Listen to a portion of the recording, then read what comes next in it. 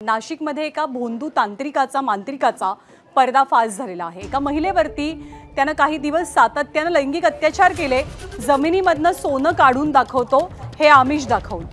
इतकंच नाही तर या महिलेची 50 लाखांची फसवणूक केल्याची घटना उघडकीस आली आहे। या प्रकरणी गणेश जगताप नावाच्या भोंदू बाबा विरोधात इंदिरानगर पोलीस स्थानकात गुन्ह्याची नोंद झाली आहे।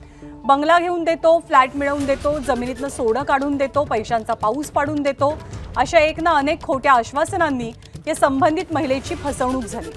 या घटनेनंतर अंधश्रद्धा निर्मूलन समितीकडनं या भोंदू बाबाच्या विरोधात कठोर कारवाईची मागणी करण्यात आली आहे। गणेश जगताप हा भोंदू बाबा अद्याप फरार असून इंदिरानगर पोलीस त्याचा शोध घेतात।